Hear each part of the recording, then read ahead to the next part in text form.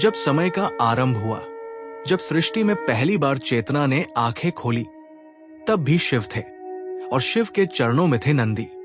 ये सिर्फ एक भक्त की नहीं, बल्कि भक्ति के जन्म की कहानी है। वो न वाहन है, न प्रहरी। वे शिव का पहला अंश है, पहला शिष्य, पहला साथी। उनकी मौन में शिव की समाधि है और उनकी गर्जना में सहार की शक्ति। ये कथा उस दिव्य बंधन की है जहां भक्त और भगवान अलग नहीं, एक ही तत्व बन जाते हैं। ये कहानी है नंदी की। नमस्कार दोस्तों, हमारे चैनल वैदिक शाला में एक बार फिर से आप सभी का हार्दिक स्वागत है, जहां आपको मिलती हैं सनातन धर्म की अमूल्य कथाएं, गहरे रहस्य और प्राचीन ज्ञान। नंदी का जन्म और महादेव से पहला मिलन। सृष्टि के प्रारंभ में, जब समय भी जन्म नहीं ले पाया था, जब दिशाओं का विस्तार नहीं हुआ था, जब न प्रकाश था और न अंधकार का कोई अर्थ, ब्रह्मांड एक विराट मौन में डूबा हुआ था। और उस मौन की गहराई में एक ही सत्ता विद्यमान थी, शिव। वो शिव जो अनादि है, अनंत है, जिनका ना जन्म है, ना मृत्यु, ना प्रारंभ, ना अंत, जो स्वयं काल है और काल के भी परे है।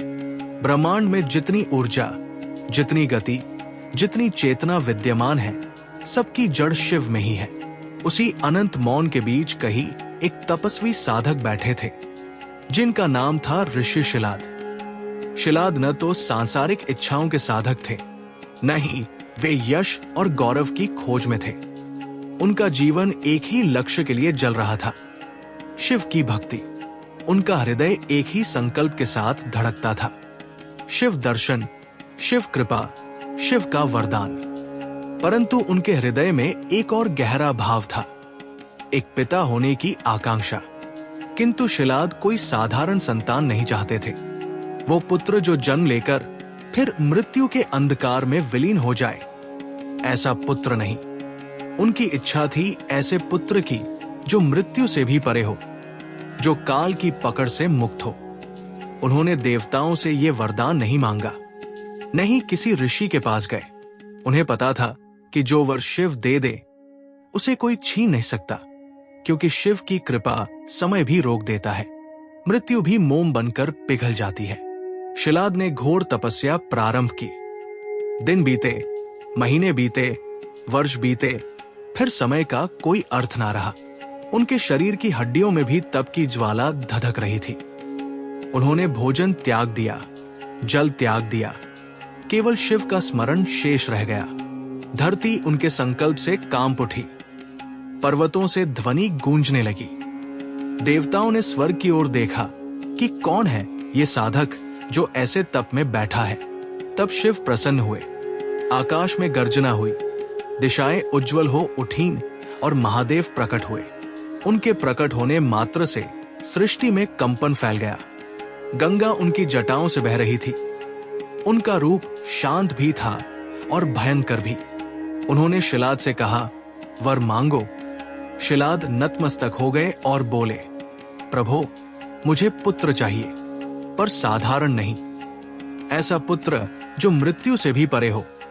शिव मुस्कुराए। उस मुस्कान में ब्रह्मांड छिपा हुआ था। उन्होंने कहा, तुम्हारा पुत्र स्वयं मेरे तेज से उत्पन्न होगा। और तभी धरती से एक अलौकिक प्रकाश प्रकट हुआ, जैसे किसी दिव्य ज्योति ने जन्म लिया हो। उस प्रकाश के भीतर से एक बालक प्रकट हुआ। उसका शरीर तेज से चमक रहा था। शिलाद ने उसे गोद में लिया। उनका हृदय प्रेम से भर गया। ये कोई सामान्य बालक नहीं था, ये शिव के तेज का अंश था। ये नंदी था। बचपन से ही नंदी में दिव्यता झलकती थी। उसकी आंखों में एक गहरी शांति थी, एक अथाह शक्ति थी। वो अन्य बच्चों की तरह नहीं था। वो प्रकृति से बात करता, पेड़ों के पत्तों में वो शिव का संकेत ढूंढ लेता, नदियों के प्रवाह में उसे शिव का स्पर्श महसूस होता। समय बीतता गया, नंदी बड़ा हुआ। पर एक दिन देवऋषि आए और उन्होंने नंदी को देखा। वे बोले, ये बालक दिव्य है, परंतु इसकी मृत्यु निश्चित है। ये सुनकर शिलाद का हृदय फट गया। उन्होंने नंदी को बुलाया और कहा, बेटा, देवऋषियों ने कहा है कि तुम्हें मृत्यु प्राप्त होगी। लेकिन नंदी मुस्कुराया। उसके चेहरे पर कोई भय नहीं था। वो बोला, यदि मृत्यु सत्य है तो वो भी शिव की इच्छा होगी। जहां शिव है वहां भय कैसा? ये सुनकर शिलाद स्तब्ध रह गए। उन्होंने पहली बार समझा कि नंदी केवल उनका पुत्र नहीं, वो शिव का अंश है। उसके बाद नंदी ने तपस्या का संकल्प ले लिया। उसने सभी सांसारिक बंधनों को त्याग दिया, आसन लगाया और महादेव का ध्यान करने लगा। उसकी सांसों में शिव का नाम गूंजने लगा। हर श्वास में केवल एक ही ध्वनि, शिव शिव शिव। नंदी के तप की शक्ति बढ़ती गई। ब्रह्मांड में उसका ध्यान फैलने लगा।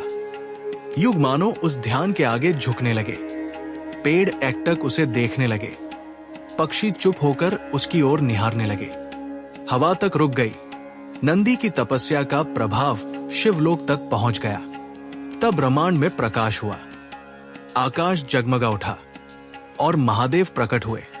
जटाओं में गंगा की कलकल ध्वनि, चंद्रमा का उजास, कंठ में कालकूट विष, भुजाओं में शक्तियां और आंखों में करुणा। नंदी उनके चरणों में गिर पड़ा। उसने कहा, प्रभु, मैं आपकी शरण में हूं। शिव ने उसके सिर पर हाथ रखा और कहा, नंदी, तुम्हारी भक्ति स्वीकार है। आज से तुम मृत्यु से परे हो। उसी क्षण नंदी का शरीर प्रकाशमान हो उठा। वो एक दिव्य बैल के रूप में परिवर्तित हुआ। लेकिन वो बैल साधारण नहीं था। उसकी देह में ऊर्जा प्रवाहित हो रही थी। उसने शिव को प्रणाम किया। शिव बोले, आज से तुम मेरे साथ चलोगे, मेरे साथ रहोगे, मेरे वाहन बनोगे, मेरे प्रथम गण बनोगे। नंदी की आंखों से आंसू बहने लगे। उसने कहा, प्रभु, मैं आपके चरणों में रहना चाहता हूं। और महादेव ने कहा, तुम मेरे हो। शिव जहां होंगे वहां तुम भी होंगे। नंदी और शिव का ये मिलन केवल भक्त और भगवान का मिलन नहीं था, ये आत्मा और परमात्मा का संगम था। उसी दिन से नंदी केवल शिव के भक्त नहीं रहे, बल्कि शिव के अनंत स्वरूप का हिस्सा बन गए। नंदी को शिव का प्रथम गण होने का वरदान मिला। वो केवल एक वाहन नहीं, शिव की शक्ति का प्रतीक बन गया। शिव के प्रत्येक मंदिर में नंदी आज भी शिव के सामने उसी तरह बैठा है जैसे वो पहली बार उनके सामने बैठा था। वो शिव का पहला प्रहरी है, पहला संरक्षक है। शिव के बिना नंदी अधूरा है और नंदी के बिना शिव की उपासना अधूरी है। जब भी कोई भक्त शिव के दर्शन करने आता है, वो नंदी के कान में अपनी मनोकामना कहता है, क्योंकि नंदी अब भी उसी भक्ति से भरे हुए हैं जिससे उन्होंने शिव को पुकारा था। शिव कहते हैं, जो मेरी ओर आता है वो पहले नंदी की ओर जाता है। नंदी और शिव के इस मिलन की कथा सिर्फ एक घटना नहीं, ये भक्ति की पराकाष्ठा है, ये समर्पण की परिभाषा है। और यही थी नंदी की कहानी का प्रथम अध्याय, उस जन्म का जो स्वयं शिव की शक्ति से हुआ, उस मिलन का जिसने भक्ति को अमरत्व दिया, उस क्षण का जब शिव और नंदी एक हो गए। यही वो क्षण था जहां से नंदी की महागाथा का आरंभ हुआ, जहां भक्त ने भगवान को पाया और भगवान ने भक्त को अपना लिया। शिव के प्रथम भक्त नंदी का दिव्य रूपांतरण। शिव और नंदी का मिलन केवल एक साधारण घटना नहीं था, वो एक ऐसा दिव्य क्षण था जिसने पूरी सृष्टि की दिशा बदल दी। ये वो क्षण था जब भक्ति ने ईश्वर को प्राप्त किया था, जब समर्पण ने परमात्मा को स्पर्श किया था। जब शिव ने नंदी को अपने पास बुलाया, वो केवल एक वरदान नहीं था, वो ब्रह्मांडीय सत्य की घोषणा थी कि भक्त और भगवान अलग नहीं होते, बस उनकी रूपरेखा अलग होती है। शिव ने नंदी को अपने साथ रखा और उसी क्षण नंदी केवल एक भक्त नहीं रहे, बल्कि शिव के प्रथम साथी बने। उनके बीच का बंधन इतना गहरा था कि उसे समझ पाना भी कठिन है। शिव ने नंदी के सिर पर अपना हाथ रखा और नंदी का शरीर तेजस्वी होने लगा। वो तेज केवल प्रकाश नहीं था, वो ब्रह्मांड की ऊर्जा थी। नंदी पहले एक बालक था, अब वो एक दिव्य रूप में परिवर्तित हो रहा था। उसकी रीढ़ में देदीप्यमान शक्ति प्रवाहित होने लगी उसकी सांसों में शिव का नाम ध्वनित होने लगा। उस रूपांतरण के क्षण में नंदी का स्वरूप एक अद्भुत बैल जैसा हो गया, पर वो बैल केवल रूप में था। उसके भीतर चेतना उसी दिव्य पुरुष की तरह थी। वो न जन्म लेने वाला, न मृत्यु से बंधा हुआ। उसकी आंखें चमक उठीं, उनमें शिव की छवि स्पष्ट दिख रही थी। ये कोई सामान्य परिवर्तन नहीं था, ये शिवत्व प्राप्त करने की प्रक्रिया थी। नंदी अब सिर्फ भक्त नहीं, शिव के रूप का विस्तार बन गए। कैलाश पर्वत के शिखर पर शिव और नंदी साथ साथ खड़े थे। वो क्षण इतना पवित्र था कि देवताओं ने भी झुककर प्रणाम किया। गंधर्वों ने गीत गाए, अप्सराओं ने मधुर स्वर में स्तुति की। नंदी के नाम की महिमा स्वर्गलोक तक गूंज उठी। शिव बोले, नंदी, आज से तुम केवल मेरे साथ नहीं रहोगे, तुम मेरे गणों के प्रथम प्रधान बनोगे। ये सुनते ही नंदी का रूप अद्भुत हो उठा। उनके शरीर से तेज की धाराएं निकलने लगी। देवता चकित थे, ऋषि अभिभूत थे। नंदी की उपस्थिति ही शिव का विस्तार थी। वो जहां खड़े होते वहां शिव का तेज प्रकट हो जाता। शिव ने नंदी की ओर देखा और कहा, तुम मेरे वाहन बनोगे। वाहन, परंतु ये कोई साधारण वाहक नहीं, ये श्रद्धा और भक्ति का भार संभालने वाला था। शिव का वाहन बनना वो प्रतीक है कि भक्त बिना भगवान नहीं और भगवान बिना भक्त नहीं। हर देवता का वाहन केवल एक साधन है, पर शिव का वाहन उनका पहला शिष्य है। नंदी के शरीर में स्थिरता, शक्ति और धैर्य का वास था।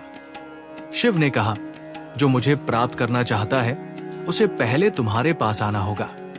और उसी क्षण ब्रह्मांड का नियम स्थिर हो गया। इसीलिए आज भी हर शिव मंदिर में नंदी सामने बैठा मिलता है, शिव की ओर मुख किए हुए, ध्यानस्थ, अचल। नंदी का स्थान भगवान के समान ही सम्मानित है। उस दिन से नंदी दिव्यता से भर गया। वो केवल स्वरूप में बैल था, परंतु उसका मन, उसकी चेतना, उसकी आत्मा शिव स्वरूप थी। वो शिव का पहला साथी, पहला शिष्य, पहला प्रहरी था। देवताओं ने पूछा, हे महादेव, नंदी को ये स्थान क्यों? शिव ने उत्तर दिया, क्योंकि भक्ति उससे श्रेष्ठ कुछ नहीं। नंदी का प्रेम मेरे लिए वैसा ही है जैसा ध्वनि के लिए मौन। शिव और नंदी का ये संबंध केवल गुरु और शिष्य का नहीं, वो प्रेम का प्रतीक है। शिव ने नंदी को गणों का प्रधान बनाया। गण यानी वे जो शिव की सेना है, जो शिव की रक्षा करते हैं, जो उनके आदेश का पालन करते हैं। देवताओं, असुरों, ऋषियों, यक्षों सभी में शिव के गणों का भय था और नंदी उन सभी के नायक थे। कहा जाता है कि नंदी की गर्जना से दानव कांप उठते थे। उनकी एक हुंकार पर्वतों को चूर कर देती थी। शिव ने नंदी को अमरता प्रदान की, क्योंकि नंदी मृत्यु से परे था। नंदी की तपस्या, उनका प्रेम, उनकी श्रद्धा ही उनकी शक्ति थी। शिव ने उनका नाम जग में अमर किया। समय बीतने लगा। नंदी शिव के साथ कैलाश पर निवास करने लगे। कैलाश वो धाम जहां देवताओं के कदम भी रुक जाते हैं, जहां हवा भी शिव का नाम जपती है, जहां पत्थर भी जयकारा करते हैं। नंदी अब शिव के चरणों में उपस्थित रहते। शिव जब ध्यान में रहते, नंदी पहरेदार की तरह बैठ जाते। कोई भी शक्ति, कोई भी दैत्य, कोई भी देव उनकी अनुमति के बिना शिव के पास नहीं जा सकता था। और यही से शुरू होता है नंदी का सबसे महत्वपूर्ण रूप, प्रहरी, रक्षक और द्वारपाल। नंदी एक क्षण भी शिव से दूर नहीं होते। शिव जब कैलाश पर बैठते, नंदी उनके बगल में। जब शिव तांडव करते, नंदी उसी प्रलय की शक्ति में विलीन हो जाते। जब शिव सृष्टि में भ्रमण करते, नंदी साथ साथ दौड़ते। जब शिव महासमाधि में लीन होते, नंदी ध्यानस्थ बैठकर उनकी रक्षा करते। ये वो संबंध था जो समय से भी परे था। शिव ने नंदी को ब्रह्मांड का सबसे महत्वपूर्ण रहस्य दिया, ध्यान का। नंदी को ही ये ज्ञान प्राप्त हुआ कि शिव के दर्शन कैसे प्राप्त किए जाते हैं। भक्त नंदी के पास आता, अपनी मनोकामना उसके कान में कहता और नंदी उसे सीधे शिव तक पहुंचाते। शिव नंदी से कहते, मेरा भक्त कभी निराश नहीं लौटेगा। यही कारण है कि आज तक नंदी को सृष्टि का सबसे पवित्र दूत कहा जाता है। नंदी केवल एक प्रहरी नहीं, वो भगवान और भक्त के बीच पुल है। वो साधारण वाहन नहीं, वो आध्यात्मिक शक्ति का प्रतीक है। और नंदी का दिव्य रूपांतरण यहीं समाप्त नहीं होता। जब दानव और असुर शक्ति बढ़ाने लगे, जब देवताओं ने शिव से सहायता मांगी, तब नंदी ने शिव के साथ युद्ध क्षेत्र में कदम रखा। उनकी गर्जना से ही शत्रु कांपने लगते। नंदी का नाम सुनते ही दैत्य हार मान चुके होते, क्योंकि नंदी केवल शिव के शक्ति का रूप नहीं, वो शिव के प्रेम का भी रूप है। शिव ने दुनिया को बताया कि नंदी का अस्तित्व शिव की तरह ही अनादि और अनंत है। नंदी केवल एक पात्र नहीं, वो सृष्टि का पहला अनुयायी है। वो भक्ति की परिभाषा है। वो शक्ति है जो न झुकती है और न टूटती है। शिव और नंदी का ये बंधन काल, मृत्यु और विनाश से परे है। इसीलिए महादेव कहते हैं, जहां शिव है वहां नंदी भी है, जहां नंदी है वहां शिव है। नंदी शिव का विस्तार है और शिव नंदी का जीवन। यही वो दिव्य रूपांतरण था जिसने नंदी को ब्रह्मांड में एक अद्वितीय स्थान दिया। ये वो क्षण था जब भक्त भगवान बन गया और भगवान भक्त से प्रेम करने लगे। शिव और नंदी का ये मिलन केवल शक्ति का नहीं, बल्कि भक्ति का प्रतीक है। यही कारण है कि दुनिया में कोई ऐसा स्थान नहीं जहां शिव की उपस्थिति हो और नंदी वहां न हो। यही नंदी की महिमा है, यही शिव की कृपा है और यही वो अनंत रहस्य है जिसने नंदी को सृष्टि का पहला शिष्य, पहला भक्त और पहला गण बना दिया। नंदी और शिव परिवार। कैलाश में नंदी की भूमिका। कैलाश वो स्थान जहां समय ठहर जाता है, जहां भौतिक जगत की सीमाएं समाप्त होकर अध्यात्म का अनंत स्वरूप प्रकट होता है। वहीं बर्फ की धवल चादरों के बीच, हिमालय के गर्भ में, आकाश से भी उच्च और महासागरों से भी गहरा वो जगत था जहां भगवान शिव निवास करते थे। लेकिन शिव का कैलाश मात्र एक पर्वत या देवताओं का महल नहीं था। वो स्वयं वैराग्य और प्रेम का मिलन था, जहां हर कण में तप की ध्वनि गूंजती थी और हर हवा का झोंका महाकाल की उपस्थिति को महसूस कराता था। और इस दिव्य लोक का सर्वोच्च प्रहरी, सर्वोच्च सेवक और शिव के हृदय का अंश था नंदी। नंदी जो वहां केवल एक वाहन नहीं, बल्कि कर्तव्य, समर्पण और भक्ति का जीवित स्वरूप थे। कालांतर में जब माता पार्वती कैलाश पहुंची, तो वहां नंदी की भूमिका और अधिक महत्वपूर्ण हुई। कैलाश केवल शिव का ही नहीं, बल्कि पार्वती, गणों, योगियों, सिद्धों और अनगिनत दिव्य प्राणियों का भी निवास स्थल बना। और इस विराट शिव परिवार का केंद्रीय स्तंभ नंदी बन गए। नंदी का हर दिन एक ही ध्येय में बंधा था, शिव की सेवा। सुबह होते ही कैलाश में दिव्य शंखनाद होता, स्वर्ग के समान संगीत गूंजता और नंदी अपने विशाल शरीर के साथ जागते। हिम शिखर से गिरती हवाएं उनकी देह को छूती, जैसे स्वयं प्रकृति नंदी को प्रणाम कर रही हो। वे पूरे कैलाश की गतिविधियों पर दृष्टि रखते। यदि किसी योगी को भगवान शिव से मिलने की अनुमति चाहिए, नंदी निर्णय करते। यदि कोई देवता संदेश लेकर आता, नंदी उसे सही समय का संकेत देते। यदि किसी भक्त की प्रार्थना क्लेश से भरी होती, नंदी उसे शिव के चरणों तक पहुंचाने के लिए तत्पर रहते। यहां तक कि देवगण भी कहते, कैलाश में शिव दर्शन तभी मिलता है जब नंदी अनुमति दे। वो केवल द्वारपाल नहीं, शिव के आज्ञाकारी सेवक थे, जो केवल शस्त्रों से ही नहीं बल्कि अपने तेज और तप से भी रक्षा करते थे। पार्वती के आगमन के बाद कैलाश में पहली बार घर का भाव जागा।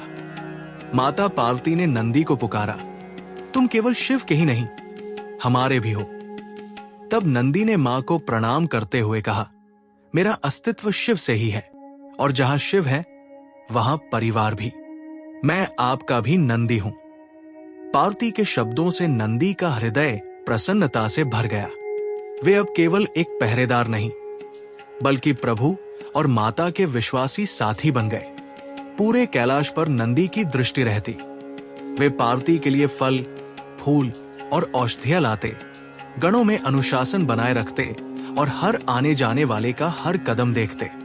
गणेश और कार्तिकेय के आगमन के बाद तो कैलाश और भी जीवंत हो गया।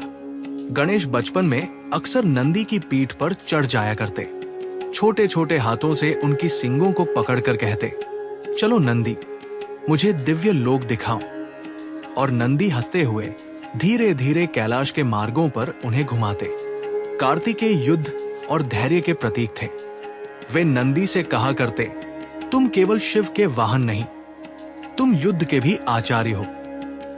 कैलाश में कभी कभी ऐसा भी होता कि असुरों का भय पर्वत को घेर लेता। तब नंदी आगे आते और शांत स्वर में कहते, पहले ये द्वार पार करो, फिर शिव तक जाना। कोई भी राक्षस नंदी की इस घोषणा का उत्तर नहीं दे पाता, क्योंकि नंदी केवल देवत्व का ही नहीं, संहार की शक्ति का भी स्वरूप थे। वे एक ओर शिव के सामने कोमल थे, तो दूसरी ओर दैत्य सैन्य के लिए काल। उनकी गर्जना से ब्रह्मांड कांप उठता। गणों में अनुशासन की व्यवस्था भी नंदी ही संभालते।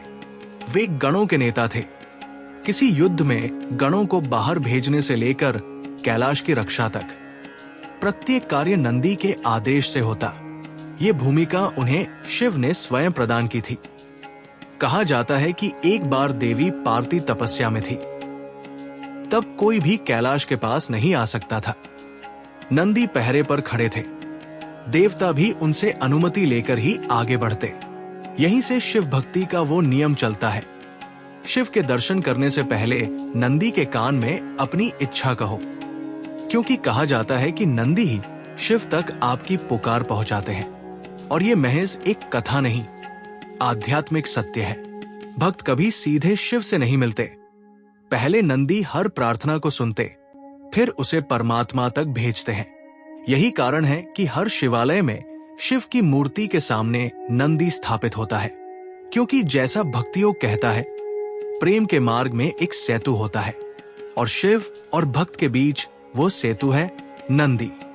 कैलाश में हर उत्सव में नंदी अग्रभूमि में रहते। जब महाशिवरात्रि आती, देवगण और ऋषि मुनि कैलाश में एकत्रित होते, तब नंदी सबसे पहले आरती में खड़े रहते। उनकी दृष्टि शिव पर टिकी रहती। कहा जाता है कि नंदी घंटों शिव को देख सकते थे बिना पलक झपकाए, क्योंकि उनके हृदय में केवल एक ही दर्शन था, शिव। ये दर्शन ही उनकी साधना, उनकी शक्ति और उनकी धड़कन था। एक बार कैलाश में एक रोचक घटना हुई। मां पार्वती और शिव खेल रहे थे। शिव ने पार्वती की परीक्षा लेने के लिए गणों को आदेश दिया कि कोई भी उन्हें खोज न पाए। सभी गण असमंजस में पड़ गए। पार्वती कहाँ है? लेकिन नंदी एक क्षण में ही उनके पास पहुंच गए, क्योंकि उन्हें केवल शक्ति की आहट ही नहीं, मां के हृदय की नाद भी सुनाई देती थी। शिव मुस्कुराए और बोले, नंदी, तुम केवल मेरे सेवक नहीं हो, तुम मेरे परिवार हो। इस वाक्य ने नंदी को अनंत गौरव से भर दिया। इसके बाद एक कथा और भी प्रसिद्ध है, गणेश और नंदी के बीच भोजन का रहस्य। एक बार भगवान शिव भोजन कर रहे थे। गणेश ने कहा, आज मैं सबके भोजन की रक्षा करूंगा। नंदी ने कहा, जो शिव खाएंगे वही मैं भी लूंगा। ये सुनकर शिव मुस्कुराए। तभी शिव ने अपने प्रसाद का भाग नंदी को दिया। ये देखकर गणेश ने पूछा, ऐसा क्यों? शिव ने कहा, क्योंकि नंदी केवल मेरा वाहन नहीं, वो भक्ति का रूप है। उन्हें जो अनुग्रह मिलता है वो उनके समर्पण का फल है। इसके बाद नंदी का महत्व और भी बढ़ा। वे केवल परिवार के सदस्य ही नहीं, बल्कि भक्त, मित्र, सलाहकार और रक्षक सब कुछ थे। जब शिव समाधि में जाते, नंदी पहरे पर खड़े रहते। जब शिव तांडव करते, नंदी उनके स्वरूप का अनुसरण करते। जब बाबा भोलेनाथ ध्यान में लीन होते, नंदी वर्षों तक धैर्य के साथ वही बैठे रहते। उनका अटल धैर्य ही तब बन जाता, उनका मौन ही भक्ति बन जाता, उनका स्थिर दृष्टिकोण ही जागरण बन जाता। कैलाश में नंदी कभी थकते नहीं, कभी विचलित नहीं होते। वे जानते थे कि शिव के बिना उनका कोई अस्तित्व नहीं। जो शिव का हो गया वो संसार का नहीं रहता। और नंदी इसका जीवंत प्रमाण थे। युग बीतते गए, लेकिन नंदी का कर्तव्य वही रहा, रक्षा, भक्ति और सेवा। कैलाश में चाहे ब्रह्मा आए, विष्णु आए, देव, दानव या कोई सिद्ध, नंदी ही सबसे पहले सामने खड़े होते। वे पूछते, तुम्हारा उद्देश्य क्या है? ये केवल प्रश्न नहीं था, ये चेतावनी भी थी, क्योंकि नंदी ने केवल एक ही जीवन जिया, शिव की सेवा का जीवन। हर शिवालय में यही नियम आज भी साक्षात दिखाई देता है। आप शिव के दर्शन करने जाओगे तो पहले नंदी दिखते हैं। उनका मुख शिव की ओर होता है, क्योंकि उनका ध्येय वही है, शिव के चरणों में अर्पित होना। भक्त शिव को नहीं, नंदी को पहले प्रणाम करते हैं, क्योंकि वे जानते हैं कि शिव तक पहुंचाने वाला मार्ग नंदी से होकर जाता है। नंदी कैलाश का प्रहरी ही नहीं, शिव परिवार का हृदय है। जहां पार्वती है वहां नंदी, जहां गणेश है वहां नंदी, जहां कार्तिकेय है वहां नंदी, और जहां शिव है वहां नंदी अवश्य होंगे। क्योंकि नंदी केवल एक पात्र नहीं, वो भक्ति का स्वरूप है, और उनका स्थिर बैठा रहना केवल मूर्ति का संकेत नहीं, बल्कि वो संदेश है। जब तक मन स्थिर नहीं होगा तब तक शिव का दर्शन नहीं होगा। इसलिए नंदी की उपस्थिति दुनिया के हर शिवालय में अनिवार्य है। वे केवल एक बैल नहीं, वे स्वयं शिव तत्व का रक्षक है। और कैलाश में आज भी नंदी उसी भक्ति के साथ बैठे हैं। उनकी आंखें शिव की ओर हैं, उनका मन शिव के चरणों में है, और उनका अस्तित्व केवल एक सूत्र में बंधा है, मैं हूं क्योंकि शिव है। नंदी और दानव, राक्षसों और असुरों का सहार। कैलाश पर शांति का साम्राज्य था, लेकिन सृष्टि में हर युग का नियम है, जहां धर्म है वही अधर्म भी चुनौती बनकर खड़ा होता है। देवताओं और ऋषियों के लिए महादेव और उनके परम सेवक नंदी केवल शांति के प्रतीक नहीं थे, बल्कि सहार और रक्षा के भी मूल स्तंभ थे। समय समय पर जब भी अंधकार बढ़ता, दानव, राक्षस और असुर संसार में उत्पात मचाते, तब शिव का आदेश होता, नंदी जाओ, धर्म की रक्षा करो। और नंदी बिना एक पल देर किए युद्ध भूमि की ओर निकल पड़ते। नंदी का युद्ध कोई सामान्य युद्ध नहीं था। नंदी जहां जाते वहां स्वयं प्रकृति भी उनके साथ युद्ध करती। उनके खुरों से बिजली की चमक निकलती, उनकी गर्जना से पर्वत कंपित हो जाते। उनकी आंखें दहकती अग्नि की तरह थी, जिनमें शिव की प्रतिज्ञा जलती रहती, धर्म की रक्षा मेरी श्वास है। पहली कथा शुरू होती है असुर जलंधर से। जलंधर अहंकार में डूबा था। उसने स्वर्ग, नरक और पृथ्वी पर अपना शासन चाहा। उसने देवताओं को युद्ध की चुनौती दी। देवता डगमगा गए। वे शिव के पास पहुंचे। महादेव समाधि में थे, और उनकी समाधि को भंग करना कोई सरल कार्य नहीं। तभी नंदी आगे आए। देवों ने कहा, हमें आपकी सहायता चाहिए। नंदी ने उत्तर दिया, जब तक शिव का आदेश नहीं, मैं नहीं हिलूंगा। लेकिन तुम डरना मत, यहां शिव है, और शिव का स्वरूप मैं हूं। दूसरी ओर जलंधर क्रोध में उफन रहा था। उसने अपनी सेना को भेजा, कैलाश पर आक्रमण करो। शिव को बता दो कि जलंधर ही अब ब्रह्मांड का स्वामी है। असुरों की सेना आगे बढ़ी। पर्वत कांप उठे। कैलाश पर हजारों दानव आए। नंदी अकेले सामने खड़े थे। असुर हंसे, एक बैल हमारा क्या बिगाड़ लेगा। नंदी ने केवल एक वाक्य कहा, मैं बैल नहीं, मैं नंदी हूं, शिव का गण, शिव का श्वास, शिव का अस्त्र। मैं धर्म की शपथ लेकर खड़ा हूं। बस इतना कहना था। युद्ध शुरू हो गया। नंदी की गर्जना से असुर भयभीत हुए।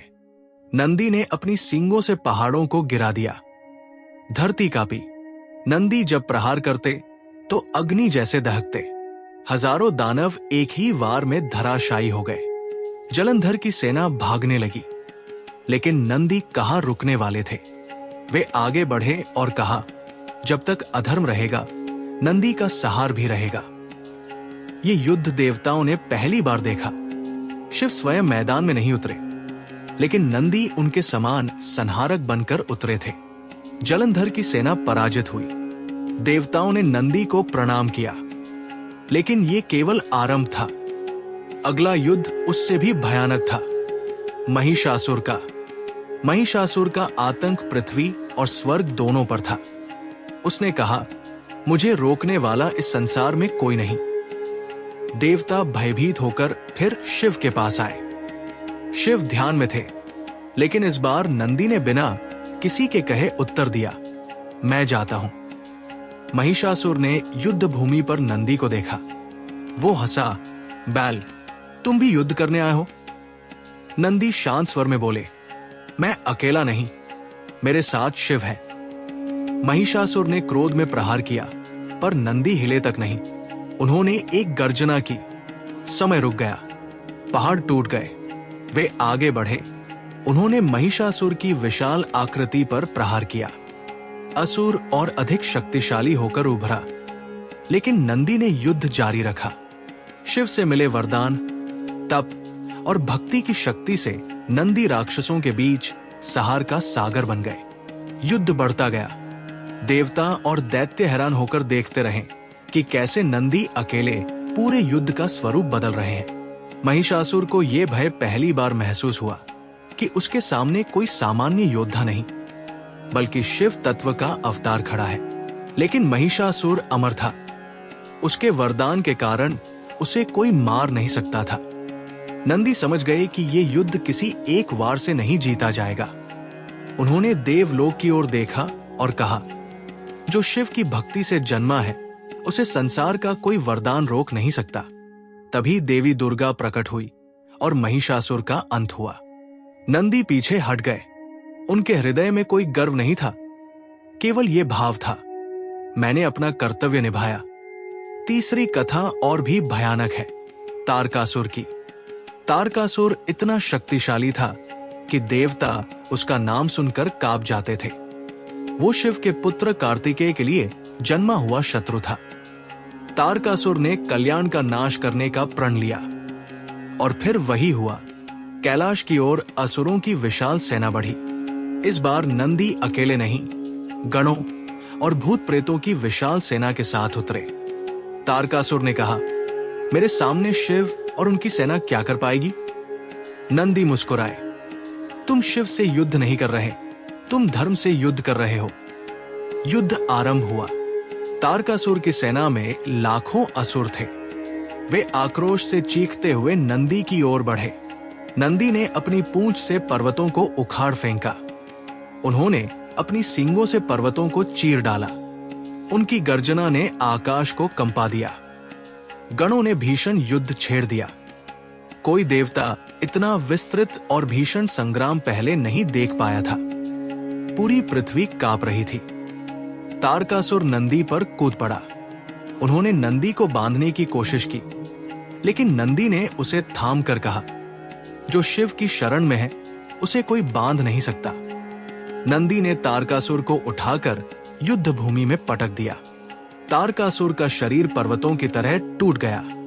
तभी कार्तिकेय प्रकट हुए और अपने भाला से तारकासुर का अंत कर दिया।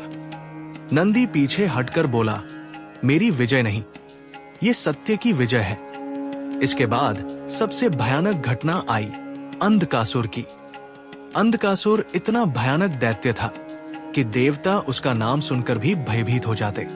उसका अभिशाप था कि वो जहां भी जाता विनाश और रक्तपात साथ ले जाता।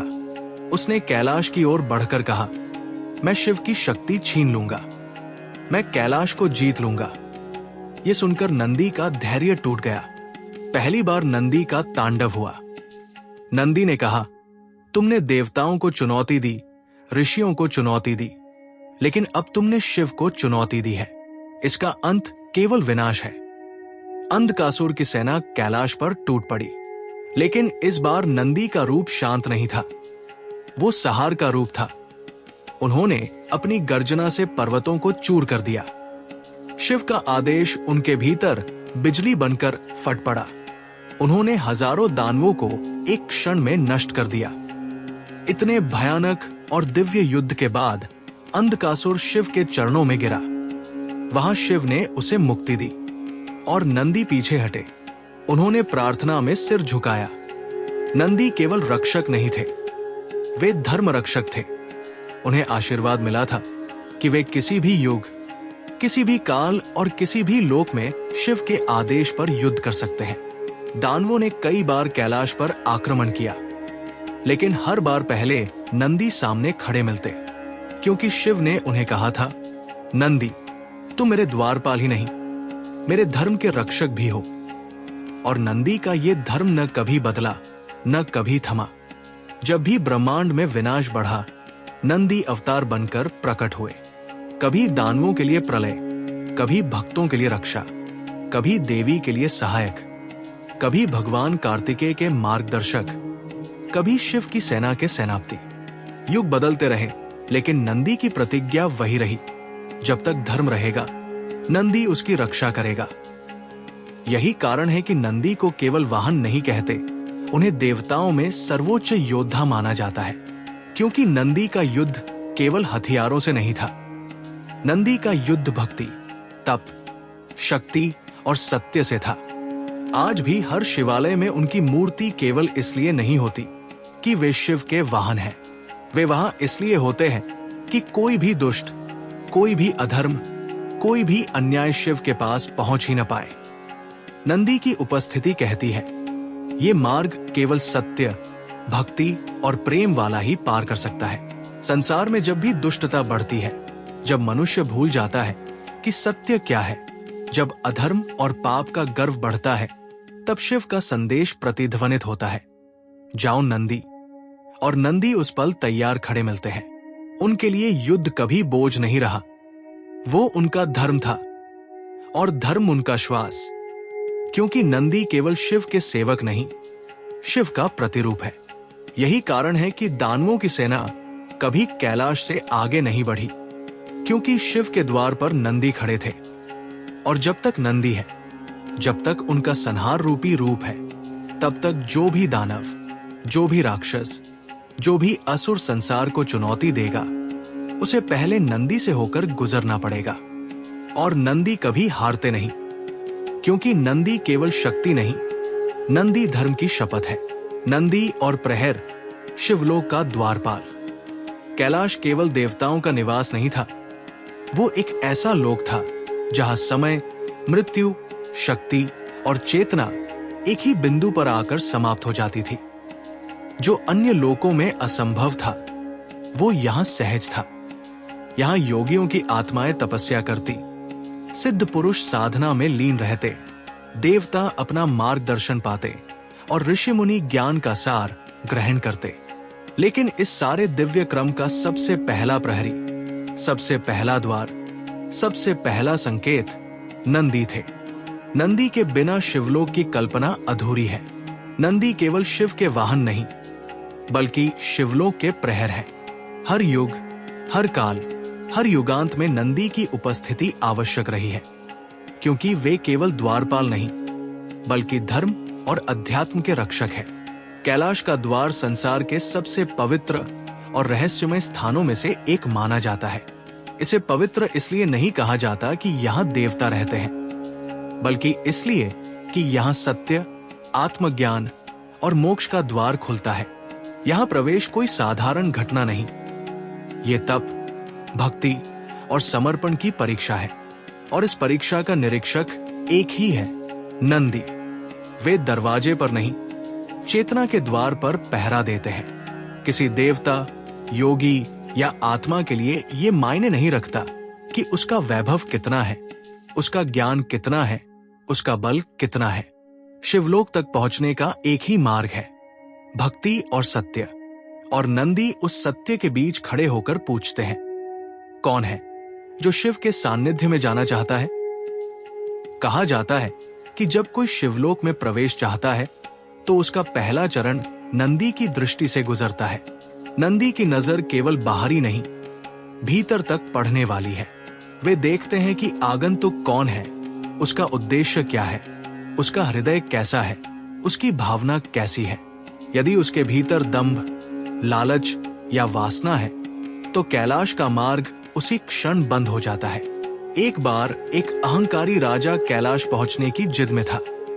उसने सोचा कि धन और शक्ति से सब संभव है। वो विशाल सेना और अपने रथों के साथ कैलाश पहुंचा। नंदी अकेले खड़े थे। राजा ने गरजते हुए कहा, मुझे शिव से मिलना है, मैं दुनिया का विजेता हूं। ये सेना मेरे साथ है, मैं आदेश देता हूं कि मुझे मार्ग दिया जाए। नंदी ने केवल एक वाक्य कहा, जिसे अपनी शक्ति पर गर्व हो, उसे शिव की दहलीज पर रहने की अनुमति नहीं। राजा ने क्रोध में आदेश दिया, इसे हटाओ। लेकिन एक पल में पूरी सेना भागने लगी। उनके सामने नंदी का रूप क्रोध और करुणा दोनों का मिश्रण था। वो राजा नंदी के सामने घुटनों पर गिर पड़ा। नंदी ने शांत स्वर में कहा, मार्ग तभी खुलेगा जब तुम्हारा मन नम्र होगा। यह घटना केवल राजा के लिए नहीं, बल्कि समस्त जगत के लिए संदेश बन गई। कई बार देवताओं ने कहा, हम शिव से मिलने आए हैं, लेकिन नंदी ने कहा, पहले अपने मन को देखो। शिव से मिलने के लिए स्वयं को पहचानना आवश्यक है। शिवलोक का द्वार हर बार नंदी के माध्यम से खुलता और बंद होता है। यदि कोई राक्षस, दानव या असुर कैलाश की तरफ बढ़ता, तो नंदी उनके रास्ते में खड़े हो जाते। दानव समझते कि शिव समाधि में है, उनके दरवाजे की रक्षा कौन करेगा? लेकिन शिव ने नंदी को यह भूमिका दी थी, जब तक प्राण होंगे तुम लोक, काल और धर्म के द्वार की रक्षा करोगे। इसी कारण नंदी को द्वारपाल नहीं, बल्कि प्रहर कहा जाता है। प्रहर का अर्थ केवल प्रहरी नहीं, बल्कि ऐसा रक्षक जो समर्पण और युद्ध दोनों में समान रूप से सक्षम हो। एक बार ब्रह्मा स्वयं कैलाश को देखने आए। उन्होंने देखा कि नंदी की आंखें शिव पर हैं। उन्होंने कहा, नंदी, तुम शिव के इतने सम्मुख कैसे रहते हो? नंदी ने उत्तर दिया, भगवान, मेरा कार्य केवल पहरा देना नहीं है, मेरा कार्य है शिव की उपस्थिति को महसूस करना। मैं यहां इसलिए नहीं हूं कि केवल रक्षार्थ खड़ा रहूं, मैं यहां इसलिए हूं कि शरण की तलाश में आने वाली आत्मा के लिए पहला चरण बनूं। इसी कारण विश्व के हर शिवालय में, हर मंदिर में, हर लिंग के सम्मुख पहले नंदी की स्थापना होती है, क्योंकि नंदी वो द्वार है जहां भक्त अपने मन की बात कहते हैं। ये लोक नियम है, शिव से पहले नंदी से मिलो। भक्त शिव को सीधे प्रार्थना नहीं करते, वे पहले नंदी के कान में इच्छा कहते हैं, क्योंकि नंदी संकल्प के स्वामी हैं। वे शिव तक मन की आवाज पहुंचाते हैं। वे केवल रक्षक नहीं, संदेशवाहक भी है। एक बार पार्वती ने पूछा, नंदी, तुम शिव को देखने के लिए सदैव एक ही मुद्रा में कैसे बैठे रहते हो? नंदी ने कहा, क्योंकि मेरे लिए दर्शन का अर्थ केवल देखना नहीं, दर्शन वह है जब मन स्थिर रहे। शिव को देखने के लिए मन का अचल होना आवश्यक है, और जब तक मैं स्वयं स्थिर नहीं, तब तक मैं उनके द्वार का रक्षक कैसे बनूं? यही कारण है कि नंदी की मूर्ति सदैव स्थिर मुद्रा में होती है। वो मन की स्थिरता का प्रतीक है। यदि मन चंचल है तो शिव तक पहुंचना असंभव। नंदी अपनी स्थिरता से सिखाते हैं कि भक्ति का अर्थ गति नहीं, ठहराव है। नंदी ने अनेक युगों में अनेक परीक्षण लिए। कोई योगी, कोई देवता, कोई ऋषि, कोई आत्मा यदि बिना अनुमति शिवलोक में प्रवेश चाहता, तो उसे पहले नंदी से होकर गुजरना पड़ता। एक बार एक असुर तप करके शिव की ओर बढ़ा। उसका क्रोध, उसका बल, उसकी साधना अत्यधिक थी, लेकिन उसका हृदय दुर्भावना से भरा था। वो बोला, मुझे शक्ति चाहिए। नंदी ने कहा, शक्ति मांगने से नहीं, त्यागने से मिलती है। असुर ने कहा, मैंने तप किया है, मुझे अधिकार है। नंदी ने उत्तर दिया, तप यदि अधिकार के लिए है तो वो तप नहीं, व्यापार है। असुर ये सुनकर तिलमिला उठा। उसने नंदी पर आक्रमण किया, लेकिन नंदी ने युद्ध नहीं किया। उन्होंने अपने मौन से असुर की शक्ति नष्ट कर दी, क्योंकि शिव का द्वार बल से नहीं खुलता। ऐसे ही एक ऋषि आए। उनका ज्ञान विशाल था। उन्हें लगा कि ज्ञान के बल पर शिव तक पहुंचा जा सकता है, लेकिन नंदी ने उन्हें रोका और पूछा, तुम्हारा ज्ञान किसके लिए है? ऋषि ने कहा, मेरे लिए। नंदी बोले, जो केवल अपने लिए जानता है वो शिव के योग्य नहीं। और ऋषि फिर लौट गए, क्योंकि शिवलोक में प्रवेश की अनुमति ज्ञान से नहीं, विनम्रता से मिलती है। इसके बाद एक भक्त आया। उसके पास न ज्ञान था न शक्ति। उसकी आंखों में आंसू थे और हृदय में भक्ति। नंदी ने उससे पूछा, तुम क्या चाहते हो? भक्त बोला, मुझे शिव की शरण चाहिए। नंदी पीछे हट गए। जाओ, शिव तुम्हारी प्रतीक्षा कर रहे हैं। शिवलोक उसी क्षण खुल गया। इसका रहस्य यही है, नंदी केवल बाहरी रूप से द्वार की रक्षा नहीं करते, वे भाव, उद्देश्य और मन की रक्षा करते हैं। कैलाश पहुंचने का अर्थ केवल पर्वत चढ़ना नहीं, इसका मतलब है अपने अहंकार को त्यागना, अपने मन को शांत करना, अपने हृदय को पवित्र करना। और जब तक ये नहीं होता, नंदी के पास प्रवेश की अनुमति नहीं। प्रहर का अर्थ यही है, शिव तक पहुंचने से पहले आत्मा की परीक्षा। नंदी ने इस परीक्षा के लिए कभी कोई पक्षपात नहीं किया। न वे देवताओं के आगे झुके, न असुरों से डरे। कई बार देवताओं को स्वयं नंदी से अनुमति लेनी पड़ी। एक बार नारद कैलाश आए। उन्होंने कहा, मैं देवों का संदेशवाहक हूं। नंदी ने कहा, यहां केवल एक ही संदेश चलता है, शिव का संदेश। तुम यहां तभी जा सकते हो जब तुम्हारे भीतर संदेश देने वाला मन शांत हो। नारद समझ गए। वे शांत हुए और फिर उन्हें अनुमति मिली। हर समय नंदी की जागरूकता अद्भुत है। वे केवल बाहरी शत्रु नहीं देखते, वे मन के विकार, वासना, क्रोध, अहंकार, ईर्ष्या को भी पहचान लेते हैं। शिवलोक की रक्षा केवल हथियार से नहीं, तप से होती है। नंदी का तप यही है, शिव के सम्मुख स्थिर रहना। वे कभी सोते नहीं, कभी थकते नहीं, कभी विचलित नहीं होते। कहते हैं कि युगों से नंदी की दृष्टि एक ही दिशा में है, शिव पर, क्योंकि प्रहर वही होता है जहां लक्ष्य समाप्त हो जाए, जहां ध्यान पूर्ण समर्पित हो। इसी स्थिरता ने नंदी को प्रहर बनाया। कई बार राक्षसों ने कैलाश की तरफ बढ़ना चाहा, लेकिन वे द्वार से ही लौट गए, क्योंकि नंदी वहां खड़े थे। एक बार समय के देवता स्वयं नंदी से बोले, तुम्हें समय का भय नहीं? नंदी ने उत्तर दिया, मैं समय की नहीं, शिव की शरण में हूं। समय मुझे नहीं छू सकता। यह वाक्य पूरे ब्रह्मांड में सत्य बन गया। शिवलोक का द्वार कभी बंद नहीं होता, लेकिन यह कभी लालचियों के लिए खुलता भी नहीं। ये केवल भक्तों, सत्य और समर्पित आत्माओं के लिए है। नंदी का ये कर्तव्य युगों से चला आ रहा है। आज भी हर शिव मंदिर में जब भक्त अपनी इच्छा नंदी के कान में कहते हैं, तो वे उसी परंपरा को निभाते हैं, क्योंकि नंदी सुनते हैं, समझते हैं और उसे शिव तक पहुंचाते हैं। नंदी अब भी वही प्रहर है, अचल, अडेग, अजर, अमर। उनकी तीसरी आंख नहीं, लेकिन उनके भीतर शिव का ही दर्शन है। वही शक्ति, वही शांत रूप, वही तप, वही चेतना। शिव बिना नंदी के नहीं, नंदी बिना शिव के नहीं। दोनों एक दूसरे के अस्तित्व का विस्तार है, और इसीलिए नंदी केवल शिवलोक के द्वारपाल नहीं, वे शिवलोक के हृदय तक पहुंचने का मार्ग है। संसार में जब भी कोई शिव की शरण में आता है, जब भी कोई भक्त शिव को पुकारता है, जब भी कोई मन मोक्ष की तलाश में रहता है, तब नंदी उसके सामने खड़े होते हैं और कहते हैं, पहले अपने मन को साफ करो। यहां केवल भक्ति का प्रवेश है। यही नंदी का धर्म, शक्ति और सत्य है। यही नंदी का शाश्वत प्रहर है। नंदी की अनंत महिमा, शिव का अनादि बंधन।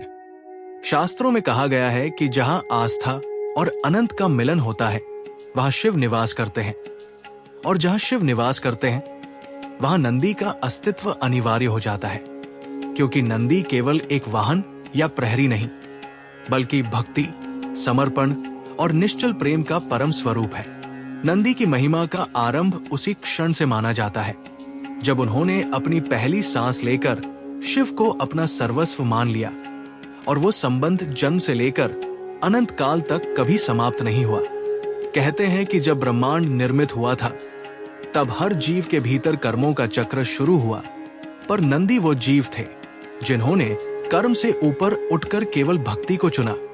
नंदी के लिए शिव केवल देव नहीं, बल्कि पिता, गुरु, स्वामी और ब्रह्मांड का अंतिम सत्य थे, जहां संसार भय, लोभ, मोह और माया में उलझा था।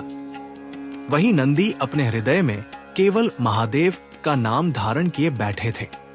कैलाश पर्वत की चोटी पर जब धुंध, हिम और समय के प्रवाह की लहरें टकराती थी, तब सबसे पहले नंदी ही वो आवाज सुनते थे जो शिव के आने या समाधि टूटने की सूचना देती थी। हजारों वर्ष बीत गए, युग बदल गए, लेकिन नंदी की भक्ति नहीं बदली। कहा जाता है कि एक बार भगवान विष्णु ने स्वयं शिव से पूछा, नंदी तुमसे इतना गहरा प्रेम करता है, तुम्हारे पास आए बिना रह नहीं पाता, ऐसा क्यों? तब महादेव ने उत्तर दिया, क्योंकि उसने मुझे कभी पाया नहीं, बल्कि उसने स्वयं को मुझे समर्पित कर दिया। यही नंदी की अमर महिमा का आधार है। समय के साथ अनेक ऋषि, देवता, असुर, सिद्ध, विद्वान और तपस्वी शिव के दर्शन, आशीर्वाद और ज्ञान के लिए कैलाश जाते रहे, परंतु नंदी की भूमिका मात्र एक प्रहरी या संदेशवाहक की नहीं थी। वे शिव के निर्णयों के ज्ञाता, शिव के मन के दर्पण और शिव की इच्छा के प्रतीक बन गए। शास्त्रों में कहा गया है कि नंदी के कानों में बसे मंत्र स्वयं शिव के स्वरूप है। इसीलिए मंदिरों में आज भी भक्त नंदी के कान में अपनी मनोकामना कहते हैं, क्योंकि माना जाता है कि नंदी वो बात शिव तक अवश्य पहुंचाते हैं। ये किसी रीति का परिणाम नहीं, बल्कि सृष्टि के नियम का हिस्सा है, क्योंकि नंदी का अस्तित्व शिव और भक्त के बीच एक सेतु की तरह है। जब काल और नियति ने कई बार शिव को परीक्षा में डाला, तब भी नंदी उनके साथ खड़े रहे। चाहे वो देवताओं का युद्ध हो, त्रिपुरासुर का सहार हो, जलंधर का आतंक हो या तारकासुर का अहंकार, नंदी हमेशा शिव के प्रथम शिष्य और प्रथम सैनिक बनकर सामने आए। उनके भीतर कोई भय नहीं था, क्योंकि उनका विश्वास शिव के अस्तित्व में था। कहा जाता है कि एक बार यमराज ने नंदी से पूछा, तुम मृत्यु से क्यों नहीं डरते? नंदी मुस्कुराए और बोले, जिसके स्वामी महाकाल हो, उसके लिए मृत्यु शब्द ही अर्थहीन हो जाता है। यही सत्य है जो नंदी को अमर बनाता है। नंदी केवल जीवित प्राणी नहीं, बल्कि समय से परे चेतना का स्वरूप है। कैलाश पर जब शिव तांडव करते हैं, तब नंदी वो ताल है, और जब शिव समाधि में होते हैं, तब नंदी वो शांति है। पार्वती को जब पहली बार अपने अनंत परिवार में नंदी का महत्व समझ आया, तो उन्होंने स्वयं कहा, नंदी केवल शिव के वाहन नहीं, बल्कि शिव का हृदय है। इतना गहरा संबंध केवल किसी तप, साधना या वरदान का परिणाम नहीं, बल्कि शाश्वत आध्यात्मिक शक्ति का परिचय है। कहते हैं कि ब्रह्मा ने स्वयं ये आदेश संपूर्ण ब्रह्मांड में स्थापित किया कि जहां शिव का मंदिर हो, वहां नंदी अवश्य होंगे। इसलिए हर शिव मंदिर में नंदी सिंहासन के सामने बैठते हैं और उनकी दृष्टि सीधे शिवलिंग पर होती है। उनकी दृष्टि का अर्थ ये नहीं कि वह मूर्ति को देख रहे हैं, बल्कि वो शिव के भीतर छिपे चैतन्य, ऊर्जा और तत्व की रक्षा कर रहे हैं। उन्हें दुनिया का पहला योगी भी माना गया है, क्योंकि कोई ऐसा जीव नहीं जो इतने शांत, धैर्यवान और समर्पित होकर बैठे। संसार घूमता रहता है, लोग आते जाते रहते हैं, लेकिन नंदी वही रहते हैं, अडिग, अविचलित और अनंत। युग बदले, धर्म बदले, सभ्यताएं बदली, पर नंदी का प्रतीक कभी नहीं बदला। वो आज भी वही है, शिव का शाश्वत साथी। कहते हैं कि जब अंतिम प्रलय होगा और ब्रह्मांड एक बार फिर विलीन हो जाएगा, तब भी नंदी और शिव अलग नहीं होंगे। वे एक दूसरे के साथ उसी रूप में होंगे जैसे वो प्रारंभ में थे, अद्वैत, अनादि और अनंत। इसीलिए कहा जाता है कि नंदी शिव नहीं, पर शिव में ही खो गए हैं। वो भक्ति का सर्वोच्च स्वरूप है, जिसमें व्यक्ति और भगवान के बीच कोई दूरी नहीं रहती। यहाँ तक कि शिव स्वयं कई बार भक्तों को कहते हैं, जो नंदी को प्रसन्न करता है, वो मुझे प्रसन्न करता है। ये केवल परंपरा नहीं, बल्कि ईश्वर और भक्त का अंतिम बंधन है। नंदी मानव को ये सिखाते हैं कि भक्ति ईश्वर को पाने से नहीं, बल्कि अपना अहम त्यागने से मिलती है। नंदी का पूरा जीवन एक शिक्षा है। यदि तुम ईश्वर के आगे समर्पित हो जाओ तो तुम्हारा अस्तित्व स्वयं ईश्वरीय हो जाता है। यही कारण है कि नंदी को कभी नष्ट नहीं किया जा सकता। वे कभी जन्मे नहीं थे और कभी मरेंगे नहीं, क्योंकि वे समय, सृष्टि और नियति के नियंताओं के साथ एकाकार है। जब जब कोई भक्त नंदी की पूजा करता है, वो केवल मूर्ति की पूजा नहीं करता, बल्कि उस दिव्य संबंध को प्रणाम करता है जो प्रेम, समर्पण और विश्वास का सर्वोच्च रूप है। अंत में यही कहा जाता है, शिव के बिना नंदी अधूरे हैं और नंदी के बिना शिव। दोनों का अस्तित्व एक दूसरे में समाया हुआ है। ये वही संबंध है जो जन्म से पहले और मृत्यु के बाद भी रहता है। यही है नंदी की अनंत महिमा, एक ऐसा बंधन जो केवल जन्मों तक नहीं बल्कि ब्रह्मांड के आरंभ से लेकर अंत तक अमर रहता है। और इसी बंधन में छिपा है ब्रह्मांड का परम सत्य, शिव ही नंदी है, नंदी ही शिव है। और यही अद्वैत, यही एकत्व, यही अनंत का स्वरूप है। कहते हैं समय किसी का इंतजार नहीं करता, पर नंदी की स्थिरता समय को भी रोक देती है। युग बीत गए, संसार बदल गया, पर शिव और नंदी का बंधन कभी नहीं बदला। आज भी जब हम किसी शिवालय में प्रवेश करते हैं तो सबसे पहले नंदी हमें देखते हैं, मानो हमें याद दिलाते हो कि भक्ति का मार्ग यहीं से शुरू होता है। शिव की कृपा तक पहुंचने का पहला द्वार नंदी ही है। उनका अचल रूप हमें यह सिखाता है कि जब तक मन स्थिर नहीं होगा तब तक सत्य का दर्शन नहीं हो सकता। यही कारण है कि नंदी केवल एक मूर्ति नहीं, वे भक्ति, समर्पण और अमर प्रेम का प्रतीक है। उनका संदेश सरल है, जो प्रेम में डूब जाए उसके लिए ईश्वर दूर नहीं, जो भक्ति में खो जाए वो कभी अकेला नहीं। नंदी हमें दिखाते हैं कि सच्चा समर्पण शरीर से नहीं, आत्मा से होता है। इसलिए आज भी नंदी की कहानी केवल एक कथा नहीं बल्कि एक प्रेरणा है कि विश्वास, भक्ति और समर्पण हर अंधकार को प्रकाश में बदल सकते हैं। और मित्रों, यदि आपको नंदी की ये महागाथा पसंद आई हो, यदि आपने इस कथा में वो शक्ति, वो प्रेम और वो दिव्यता महसूस की हो, तो इस वीडियो को लाइक करें, कमेंट में हर हर महादेव लिखकर अपनी श्रद्धा प्रकट करें, अपने दोस्तों तक शेयर करें ताकि और लोग भी इस दिव्य यात्रा का हिस्सा बन सके। और हमारे चैनल को सब्सक्राइब करें ताकि ऐसी और भी पौराणिक और प्रेरक कहानियां आप तक पहुंचती रहें। अगली कथा तक जय भोलेनाथ, जय नंदी।